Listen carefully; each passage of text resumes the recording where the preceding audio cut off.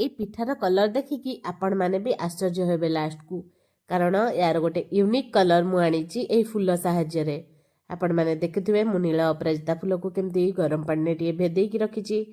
तापरे जेहेतु आज बौल अमावास्या तो बौल अमावास्या उपलक्षे आज आम गईठा पिठा तैयारी करुचंदी। गईठा पिठा बनैबा बहुत सहज। आउ एटारे किछि नाही, बास मु क्षीर रे खळी जंतीची। क्षीर रे खळी जंतिया द्वारा खळीटा टिके सॉफ्ट होता है और टेस्टी लगी थाए। एथिरे देखंतु मु चुनी लुण आ से नील अपराजितार पानी को दे देछि, जाफले खळीटा टिके ब्लू कलर आसीबो। तापरे ताको आराम से रेस्ट 10 मिनिट करबा पई छाडी देछि। तापरे ताको बळी की गोल गोल रखी देछि। तापरे आ गोटे पैन रे घियो टिके गरम करिकी नेइछि मु क्षीरटा आराम से गरम हो सारा पर से नीला अपराजितार पानी को देछि, जाफले टिके ब्लूइश कलर देखा जिवो।